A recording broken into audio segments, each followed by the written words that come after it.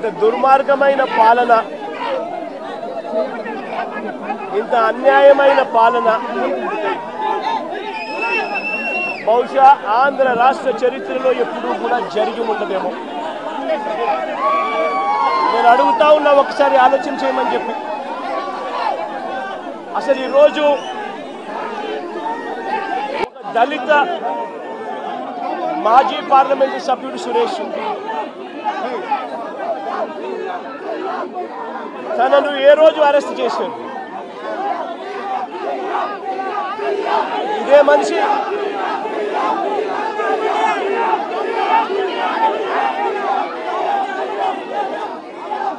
4వ తారీఖున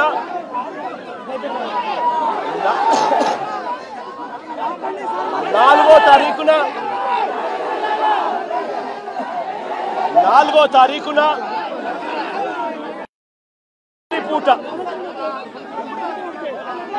తారీఖున రాత్రి పూట హైదరాబాద్కు వెళ్ళి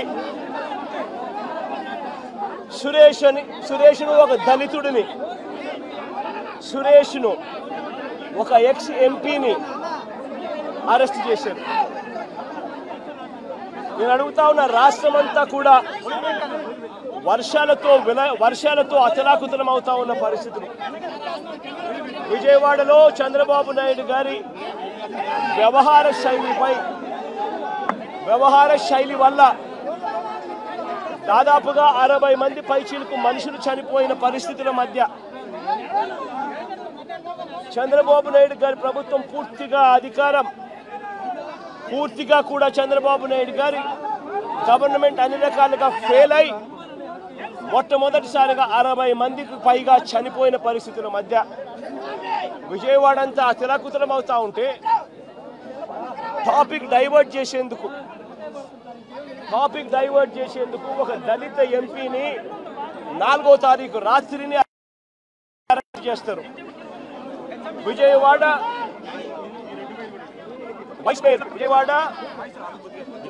డిప్యూటీ మేయర్ను అరెస్ట్ చేస్తారు. కేవలం డిప్యూటీ మేయర్ భర్తను అరెస్ట్ చేస్తారు. అది 4వ తారీఖు రాత్రి. ఎందుకంటే ఇక్కడ చంద్రబాబు నాయుడు గారు పూర్తిగా ఫెయిల్ అయిపోయిన పరిస్థితుల్లో, 60 మంది చనిపోయిన పరిస్థితుల్లో చంద్రబాబు నాయుడు గారి గవర్నెన్స్ ఫెయిలియర్ను దారి మళ్లించేందుకు, డైవర్ట్ చేసేందుకు అరెస్ట్ చేస్తారు. అసలు ఈ కేసుకు సంబంధించి పూర్వాపరాలు చూస్తే, ఈ కేసుకు సంబంధించి 3 సంవత్సరాల పైచిలకు 3-4 సంవత్సరాల కిందట జరిగిన ఈ కార్యక్రమం, ఈ ఘటన 2021 అంటే దాదాపుగా 4-5 సంవత్సరాల కిందట జరిగిన ఘటన. దాదాపుగా 4 సంవత్సరాల కిందట జరిగిన ఘటనలో ఈరోజు టాపిక్ డైవర్ట్ చేసేందుకు 4వ తారీఖు రాత్రిన సురేష్ను, దళిత ఎంపీని, విజయవాడ డిప్యూటీ మేయర్ భర్తను అరెస్ట్ చేస్తారు. నేను అడుగుతా ఉన్నా, సూటిగా నేను ఒక ప్రశ్న అడుగుతా ఉన్నా. ఆ రోజు ఏం జరిగింది? తెలుగుదేశం పార్టీకి సంబంధించిన అఫీషియల్ స్పోక్స్ పర్సన్ పట్టాభి అనే వ్యక్తి ఆ రోజు సిట్టింగ్ ముఖ్యమంత్రిగా ఉన్న అప్పట్లో సిట్టింగ్ ముఖ్యమంత్రిగా ఉన్న వ్యక్తిని బోసుడీకే అని తిట్టాడు. బోసుడీకే అంటే ఏమిటో తెలుసా? తెలుగుదేశం పార్టీ కార్యాలయంలో తెలుగుదేశం పార్టీ అధికార ప్రతినిధి ముఖ్యమంత్రిని ఆ రోజు అన్న మాట లంజా కొడక అని.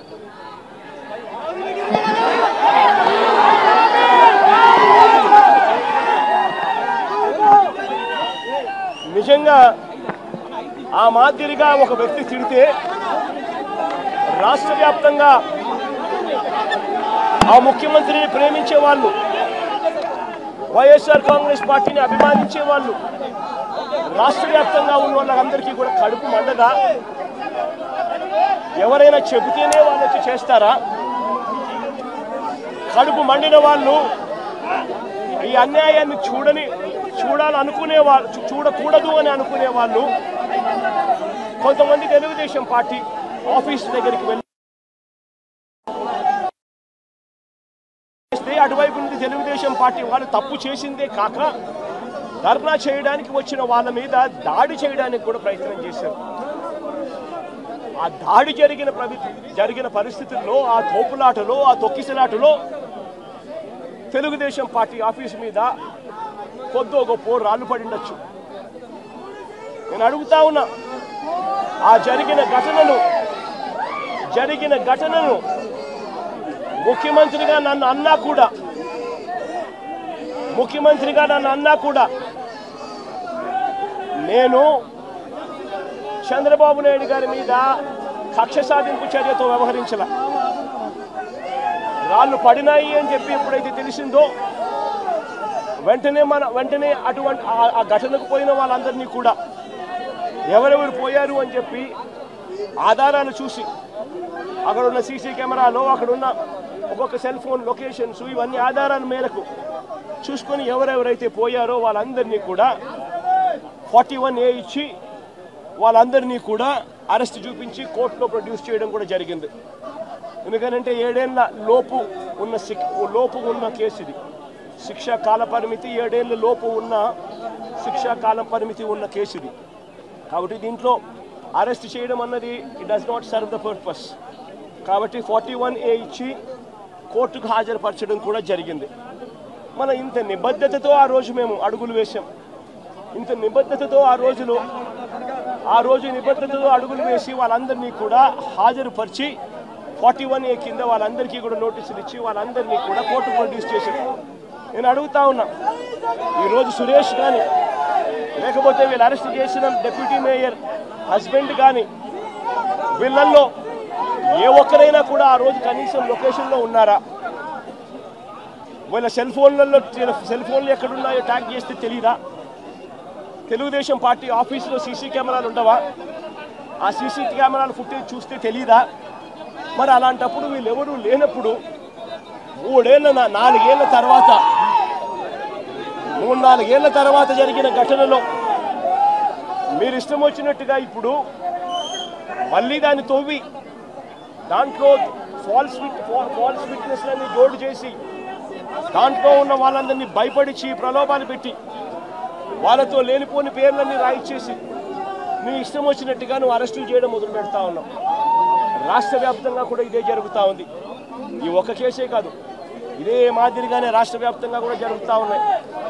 పోలీసులు ఏ స్థాయికి దిగజారిపోతా ఉన్నారు అనంటే అటువంటి పాత కేసులలో కావాలని వీళ్ళే తప్పుడు సాక్ష్యాలు క్రియేట్ చేస్తూ ఉన్నారు.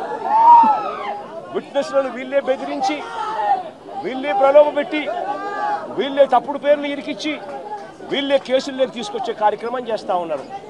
నేను అడుగుతా ఉన్నది ఒకటి, ఒక తప్పుడు సాంప్రదాయానికి మీరు నాంది పలుకుతా ఉన్నారు. ఇదే గన కొనసాగితే నేను చెప్తా ఉన్నా, మీ ప్రభుత్వం ఎల్లకాలం ఉండదు.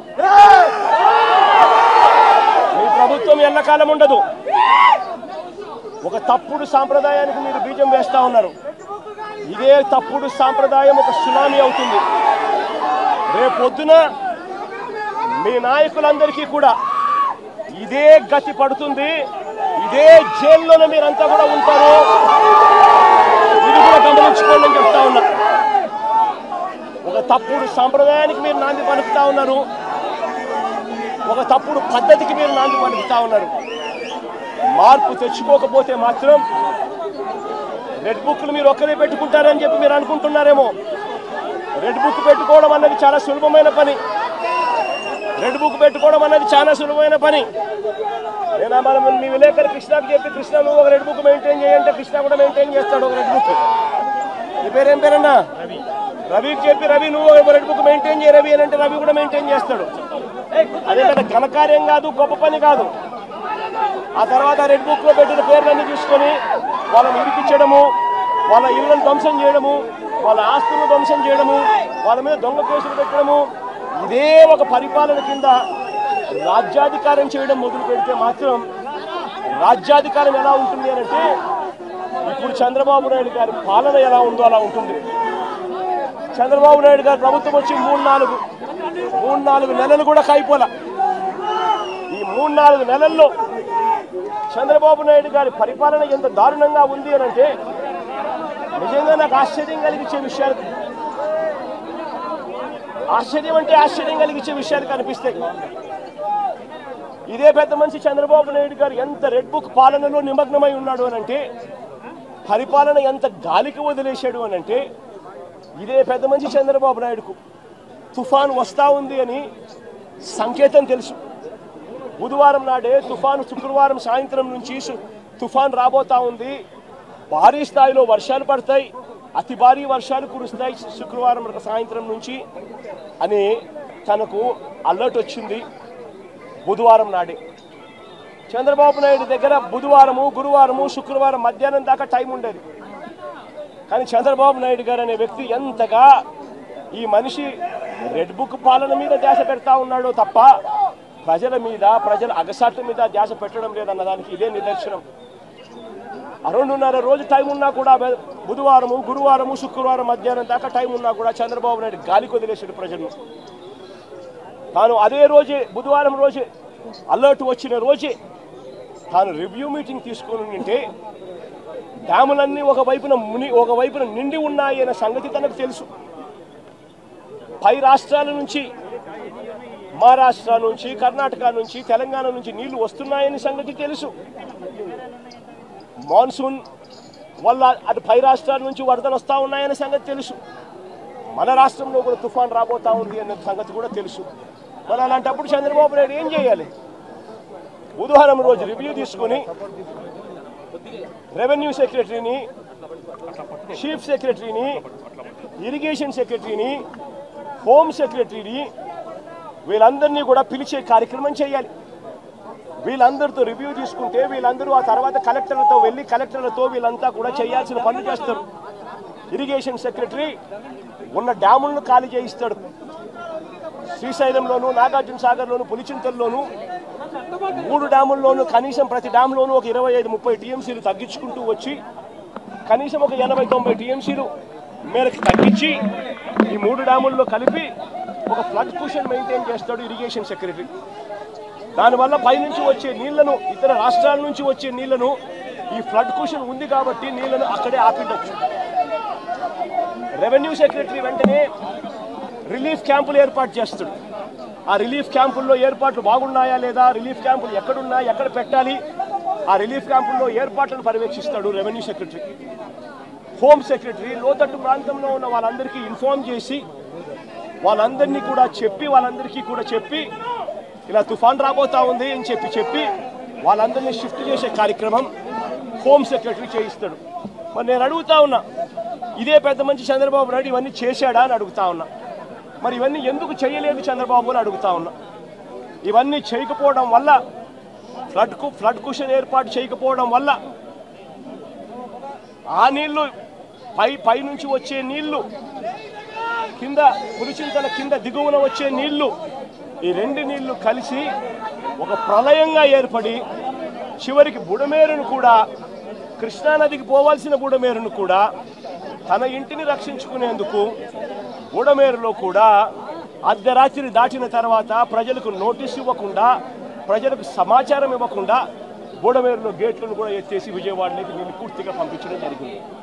నేను అడుగుతా ఉన్నా, చంద్రబాబు నాయుడు చేసిన ఈ దుశ్చర్యకు, చంద్రబాబు నాయుడు చేసిన ఈ తప్పుడు పనికి ఏకంగా 60 మంది పైచిరుకు చనిపోయినారు.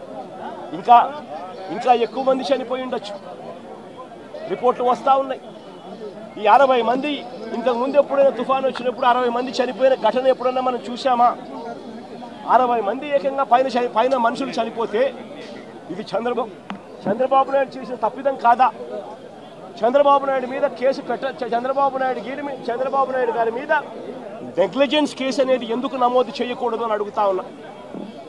చంద్రబాబు నాయుడు గారు అనే వ్యక్తి వల్ల 60 మంది చనిపోయిన తర్వాత ఆ వ్యక్తి రివ్యూ తీసుకోకపోవడం వల్ల, ఆ వ్యక్తి చెప్పాల్సిన ఆదేశాలు చెప్పకపోవడం వల్ల, ప్రజలకు ఇవ్వాల్సిన ఇన్ఫర్మేషన్ ఇవ్వకపోవడం వల్ల, ప్రజలను అలర్ట్ చేయాల్సిన కార్యక్రమం చేయకపోవడం వల్ల, పైన ఫ్లడ్ కుషన్ పెట్టకపోవడం వల్ల, రిలీఫ్ క్యాంపులు ఏర్పాటు చేయకపోవడం వల్ల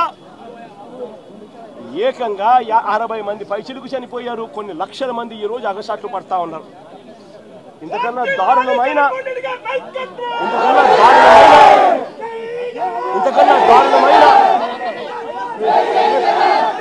దారుణమైన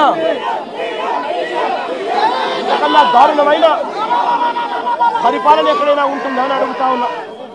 ఈ పెద్ద మనిషి ఈ నేరాన్ని కూడా ఈ తప్పును కూడా డైవర్ట్ చేసేందుకు ఒకవైపున సురేష్ లాంటి ఎక్స్ ఎంపీని, విజయవాడ డిప్యూటీ మేయర్ భర్తను, ఇలాంటి వాళ్ళని టాపిక్ డైవర్ట్ చేసేందుకు 4వ తేదీ రాత్రే అరెస్ట్ చేయించే కార్యక్రమం చేస్తాడు. అంతటితో ఆగిపోకుండా ఇదే పెద్ద మనిషి ఓట్ల గురించి మాట్లాడతాడు. నిజంగా నాకు ఆశ్చర్యం అనిపిస్తుంది ఆ ఓట్ల గురించి మాట్లాడుతూ ఉన్నప్పుడు. ఈ ఓట్లన్నీ కూడా ఎవరు ఏని అడుగుతా ఉన్నా, ఈ ఓట్లకన్నిటికీ కూడా ఎవరి హయాంలో పర్మిషన్ వచ్చింది అని అడుగుతా ఉన్నా. ఈ ఓట్లన్నీ కూడా ఎవరి ప్రభుత్వం వచ్చిన తర్వాత 3-4 నెలల కిందట ప్రభుత్వం చంద్రబాబు నాయుడు గారిది వస్తే ఆ విజయోత్సవాలు చేసిన ర్యాలీలో ఈ బోట్లు వీళ్ళు లేరా అని అడుగుతా ఉన్నా. ఈ బోట్లలో ఉన్న వ్యక్తులు, ఈ బోట్లు గత 4 నెలలుగా చంద్రబాబు నాయుడు గారితో కలిసి ఇసుక దోపిడీలో చంద్రబాబు నాయుడు గారితో కలిసి ఈ బోట్ల ఓనర్లు వీళ్ళందరూ కూడా భాగస్వాములు అయినారు. భాగస్వాములు కావడమే కాకుండా చంద్రబాబు నాయుడు గారు గెలిచినప్పుడు ఈ బోట్లతో విజయోత్సవాలు చేసుకున్నారు. ఇదే బోట్ల ఓనర్లు, ఇదే బోట్లకు పర్మిషన్ ఇచ్చింది ఎవరు? చంద్రబాబు నాయుడు గారి హయాంలో. ఎవరు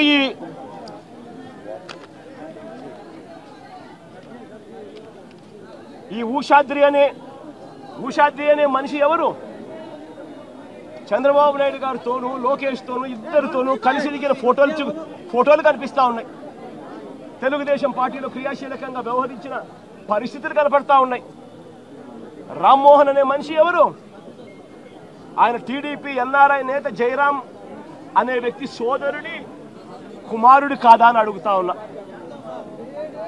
టీడీపీ హయాంలోనే ఈ ఓట్లకు అనుమతులన్నీ ఇచ్చారు.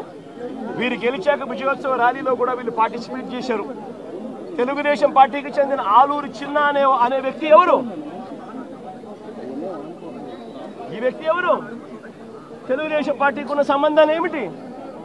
ఇంతమంది బోట్ ఓనర్లు, బోట్లు అన్నీ కూడా తెలుగుదేశం పార్టీ వారియే కనిపిస్తూ ఉంటే ఈ బోట్లు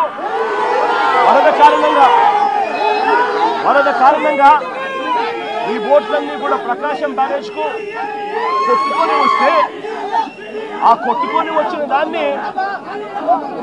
వచ్చిన దాన్ని రాజకీయం చేయాలని వాస్తవాలను వక్రీకరించి ఆయన 60 మందిని నిర్దాక్షిణ్యంగా చంపేసి ఇన్ని లక్షల మందిని తాను ఇబ్బంది పాలు పెట్టాడు అన్న మాటను మర్చిపోయేట్టుగా చేయాలని, డైవర్ట్ చేయాలి అని తాను వక్ర భాష్యం చూపిస్తూ వేలు ప్రతిపక్షం వైపు ఎత్తి చూపిస్తారు. నేను అడుగుతా ఉన్న చంద్రబాబును, అయ్యా దాదాపుగా మీ ప్రభుత్వం వచ్చి 3-4 నెలలు అవుతా ఉందయ్యా. 3-4 నెలల నుంచి మీ ప్రభుత్వం ఉంది. 3-4 నెలల నుంచి ఉన్న మీ ప్రభుత్వంలో ఏదైనా జరిగితే ఓనర్షిప్ తీసుకోవాల్సింది మీరు, ప్రజలకు క్షమాపణ చెప్పాల్సింది మీరు, ప్రజలకు తోడుగా నిలబడాల్సింది మీరు.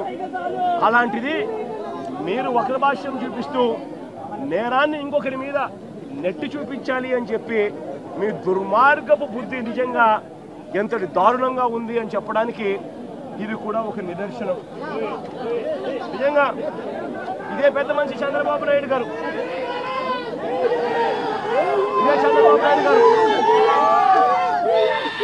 ఏ రకమైన రాక్షస పాలన చేస్తా ఉన్నాడు, ఏ రకంగా ఈనాడు అనే దినపత్రిక, ఏనాడు ఆంధ్రజ్యోతి, ఏనాడు TV5 ఇవన్నీ కూడా చంద్రబాబు నాయుడు గారిని ఎలా గోబెల్స్ మాదిరిగా ఎలా మోస్తున్నారో చెప్పడానికి కూడా ఒక చిన్న ఉదాహరణ ఈరోజు ఈనాడులో వచ్చింది. ఏమొచ్చింది? రెయిన్ గేజ్ మీటర్లు చెడిపోయాయంట. రెయిన్ గేజ్ మీటర్లు చెడిపోయాయి ఈనాడులో ఈరోజు కింద పాటలో ఫ్రంట్ పేజ్లో స్టోరీ. కాబట్టి చంద్రబాబు నాయుడు గారికి వర్షం ఎంత పడుతుందో తెలియడం లేదంట. ఇది మా ప్రభుత్వంలో చెడిపోయాయని చెప్పి చంద్రబాబు నాయుడు వచ్చినాక ఇప్పుడు మరమ్మతులు పూజ చేస్తున్నారంట. ఇప్పుడు నిజంగా ఎంత దుర్మార్గంగా మారాస్తున్నారనంటే వీళ్ళు మనుషులేనా అని అడుగుతా ఉన్నాను నేను ఈ సందర్భంగా. అయ్యా రాష్ట్రంలో పాత విధానంలో ఉండే రెయిన్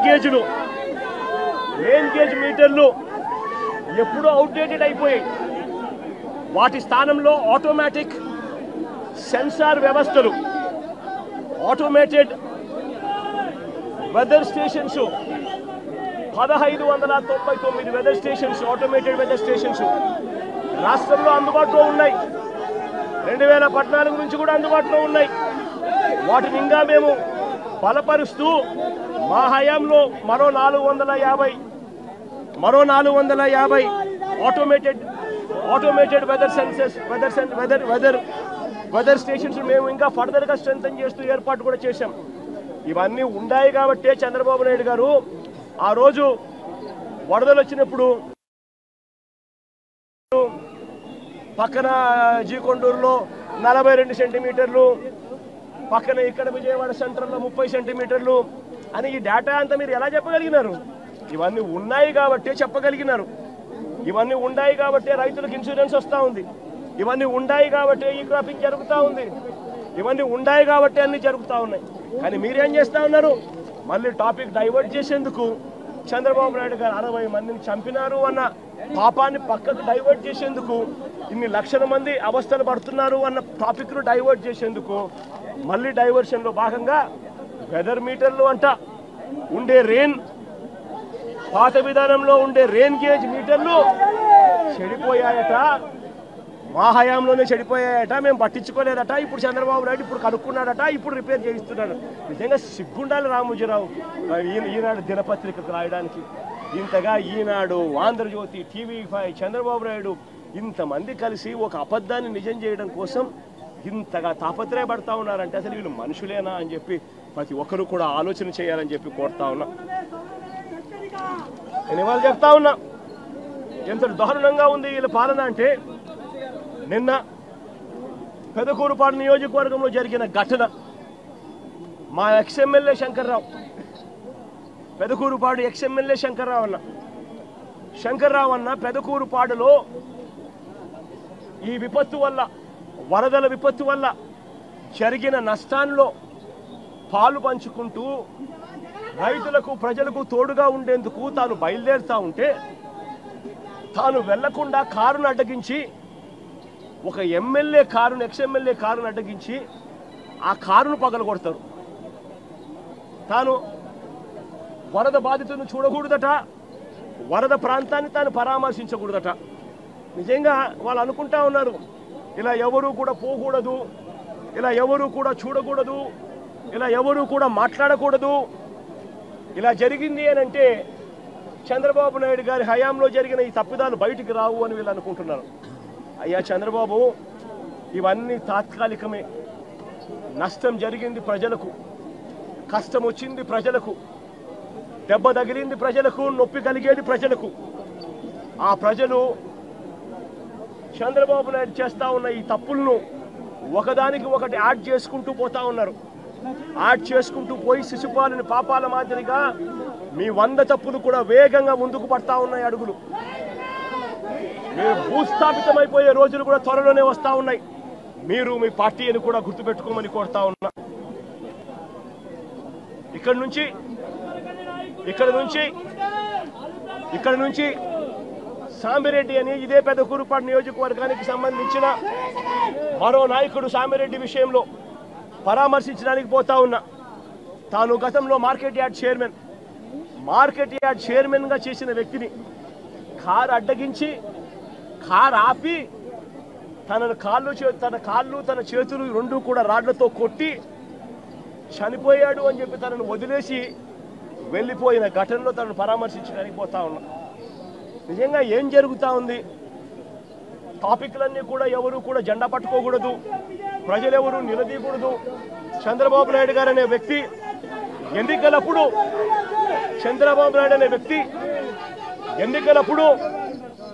ఎన్నికలప్పుడు సూపర్ 6 అంటూ, సూపర్ 7 అంటూ ఎన్నికలప్పుడు చంద్రబాబు నాయుడు గారు తప్పుడు అబద్ధాలు చెప్పాడు. ఆ అబద్ధాలన్నీ ఇవాళ మోసమయ్యాయి.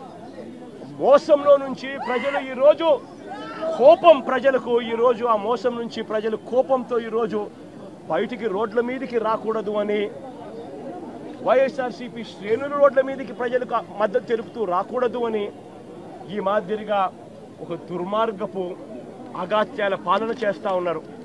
నేను అడుగుతా ఉన్నా ఇదే చంద్రబాబు నాయుడు గారిని, దాదాపుగా 3.5 నెల దాటుతా ఉంది. ఏమైనా మీ సూపర్ 6లను అడుగుతా ఉన్నా, ఏమైనా మీ సూపర్ 7లను అడుగుతా ఉన్నాను. ఇదే పెద్ద మనిషి చంద్రబాబు నాయుడు గారు, ఇదే జగన్ ముఖ్యమంత్రిగా ఉండింటే, వైఎస్ఆర్సీపీ ప్రభుత్వం ఈ పాటికే ఉండింటే రైతులందరికీ కూడా ఈ పాటికి రైతు భరోసా సొమ్ముబడి ఉండేది, రైతులందరికీ కూడా ఉచితంగా ఇన్సూరెన్స్ అందుండేది. రైతులందరికీ కూడా ఎందుకు ఈ విపత్తులు వచ్చాయి? ఈ విపత్తులు వచ్చి ఇంత పంట నష్టం జరుగుతూ ఉంది. ఎక్కడన్నా ఒక్క గ్రామ సచివాలయంలో కానీ కనీసం వీళ్ళంతా కానీ ఆ గ్రామ సచివాలయంలో లిస్టులు పెట్టి సోషల్ ఆడిట్ చేసి ఎవరికైనా ఇంకా మిగిలిపోయి ఉన్నారా, అందరి వచ్చినాయా, అన్ని ఊర్లు నమోదైనాయా అని చెప్పి చూసే కార్యక్రమం కనీసం జరుగుతూ ఉందా లేదా అని అడుగుతా ఉన్నా. సోషల్ ఆడిట్లు గాలికి ఎగిరిపోయాయి. గ్రామ సచివాలయంలో పారదర్శకంగా లిస్టులు పెట్టే కార్యక్రమం గాలికి ఎగిరిపోయింది. రాని వాళ్ళు ఎవరైనా కూడా నమోదు చేసుకోండి అని అడిగే ప్రక్రియ గాలికి ఎగిరిపోయింది. ఈరోజు గవర్నెన్స్లో రైతులకు పెట్టుబడి సహాయం లేదు, రైతులకు ఫ్రీ ఉచిత ఇన్సూరెన్స్ లేదు, రైతులకు ఈ క్రాప్ లేదు. ఇలాంటి కెలామిటీ వస్తే, ఇలాంటి విపత్తు వస్తే కనీసం రైతులను పారదర్శకంగా ఆదుకునే కార్యక్రమం కూడా లేదు. ఈరోజు నిజంగా ఆరోగ్యశ్రీ పరిస్థితి చూస్తే జనవరి నుంచి మామూలుగా జనవరిలో ఏదైనా హాస్పిటల్స్ బిల్స్ వస్తే ఫిబ్రవరిలో ఆరోగ్యశ్రీ ట్రస్ట్ ప్రాసెస్ చేసి మార్చిలో బిల్స్ ఇస్తారు. మార్చి 16న కోడ్ వచ్చింది. ఇక అంతే. జనవరి నుంచి ఇప్పటిదాకా 2,000 కోట్లు పైచిరుకు దాటాయి Aarogyasri network bill, hospitals bill. ఇంతవరకు ఇచ్చిన పాపాన పోల. ఆరోగ్య ఆసరా అటకెక్కిచ్చేశారు. 104, 108 మన ఎంప్లాయీస్కి సంబంధించి మొన్న అడుగుతా ఉంటే, సార్ ఈ ప్రభుత్వం వచ్చిన తర్వాత మాకు జీతాలు లేదు సార్ అని చెప్తా ఉన్నారు. ఈరోజు మెడికల్ కాలేజీలు 17 కొత్త మెడికల్ కాలేజీలు వైఎస్ఆర్సీపీ ప్రభుత్వం కట్టడం మొదలుపెట్టి అందులో 5 అప్పటికే పూర్తి చేసేసి ఆ 5 కాలేజీల్లో సీట్లు కూడా తెచ్చుకొని మిగిలిన ఇంకొక 5 కాలేజీలకు కూడా ఇప్పుడు సీట్లు తెచ్చుకునే దానికోసం అన్ని వసతులు క్రియేట్ చేసి పెడితే చంద్రబాబు నాయుడు ఏం చేస్తూ ఉన్నాడు? డబ్బుల కోసం మెడికల్ కాలేజీలు స్కాముల కింద మార్చేసి తనకు కావాల్సిన వాళ్ళ కోసం మెడికల్ కాలేజీలు అమ్మేసే కార్యక్రమం చేస్తూ ఉన్నాడు.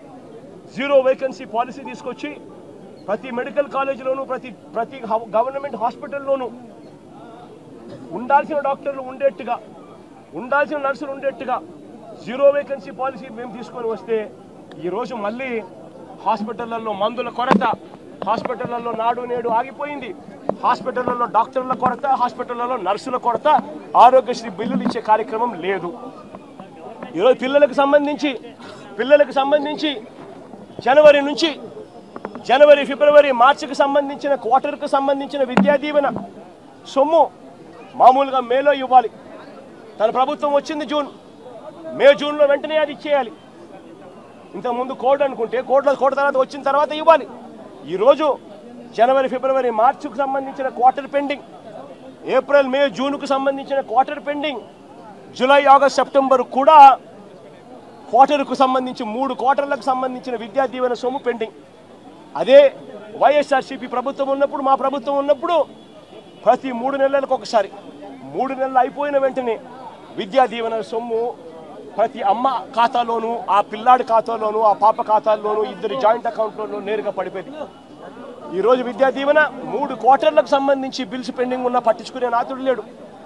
వసతి దీవెన ఇవ్వాల్సింది ఇవ్వకుండా అవి కూడా ఎగరగొట్టి పంపించేట్టుగా అమ్మఒడి అనే సొమ్ముతో తల్లి ఖాతాల్లోకి నేరుగా పడిపోయే పరిస్థితి గతంలో వైఎస్ఆర్సీపీ ప్రభుత్వం. అమ్మఒడి గాలికి ఎదిలేశారు. గోరుముద్దలో రోజుకొక మెనూ పెడుతూ పిల్లలను అల్లారు ముద్దుగా చూసుకుంటా ఉన్న వాళ్ళ మేనమావ ప్రభుత్వం వైఎస్ఆర్సీపీ ప్రభుత్వం అయితే, ఈరోజు చంద్రబాబు నాయుడు గారి ప్రభుత్వంలో పిల్లలు ఇవాళ తిండి తినలేక పిల్లలు ధర్నాలు చేస్తూ హాస్పిటల్లోకి ఇవాళ చేరుతా ఉన్న పరిస్థితులు ఈరోజు కనిపిస్తూ ఉన్నాయి. బడులలో ఇంగ్లీష్ మీడియం గాలికి వదిలేశారు.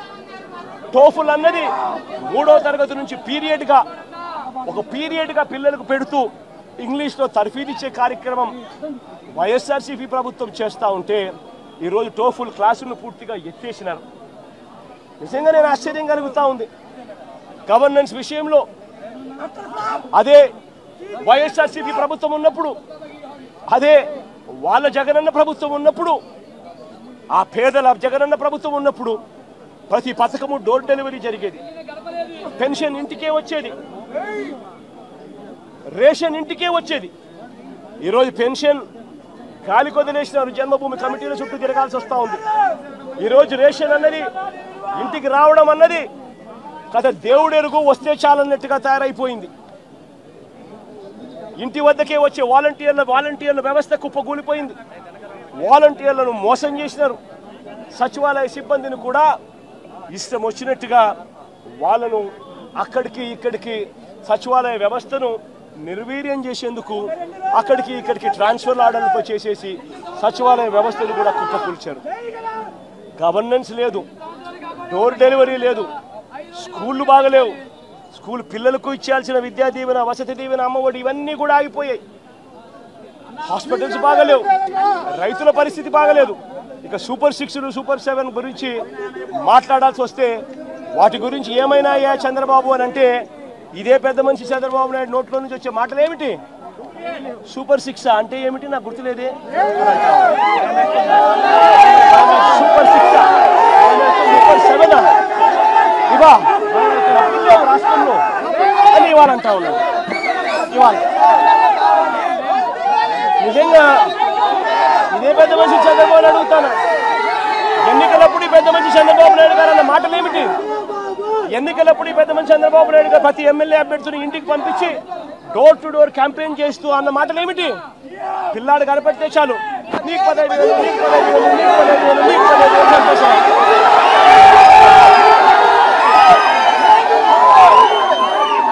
ఇంట్లో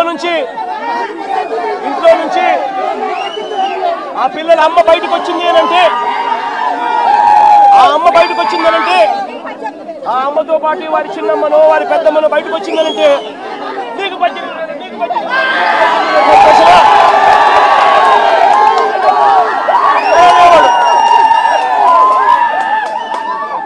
ఇంట్లో నుంచి 50 ఏళ్ళ పైచిలుకు ఉన్న మహిళ బయటకు వస్తే చాలు, ఇంట్లో నుంచి 50 ఏళ్ళు పైచిలుకు ఉన్న మహిళ బయటకు వస్తే చాలు, జగనన్న చేయూత కింద ఇచ్చింది కేవలం 18,000. చంద్రన్న వస్తున్నాడు, మీకు సంవత్సరానికి 48,000 ఇస్తాడు, మీకు సంతోషం.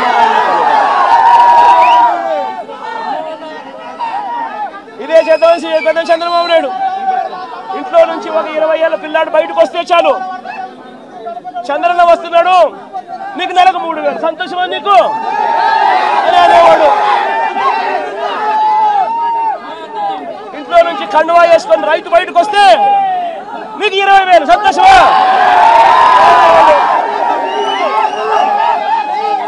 నేను అడుగుతా ఉన్నా, సూపర్ 6 అన్నావు, సూపర్ 7 అన్నావు, ఇంటికి వెళ్ళి అబద్ధాలు చెప్పావు, మోసం చేస్తా ఉన్నావు.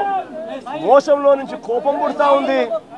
ఆ కోపంలో ప్రజలు రోడ్డు ఎక్కకూడదు అని చెప్పి, ప్రజల తరపున ఎవరు ఉండకూడదు అని చెప్పి ఎంతటి దుర్మార్గంగా కేసులు పెడతా ఉన్నారు, ఎంత దుర్మార్గంగా పోలీసు వ్యవస్థను మీరు వాడుకుంటా ఉన్నారు.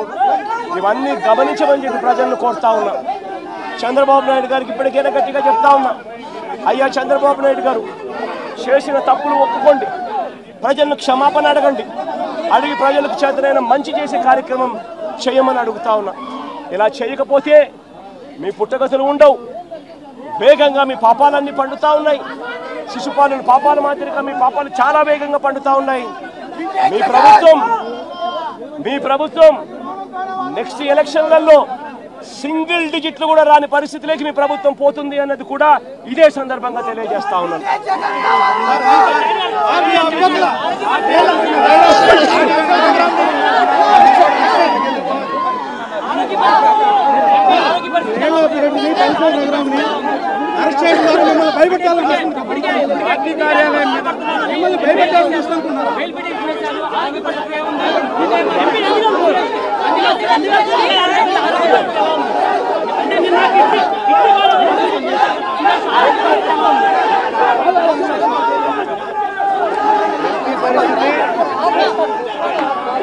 ఆరోగ్యపరంగా అడగలేదు,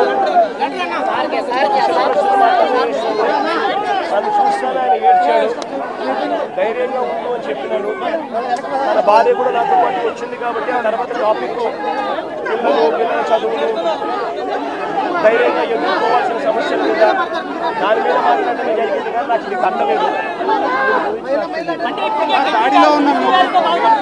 ఈ ఘటనలో ఉన్న మిగిలిన ముగ్గురు కూడా అరెస్ట్ చేస్తాం, దీని వెనక జగన్ ఉంటే విచారణ సిద్ధమా అంటున్నారు.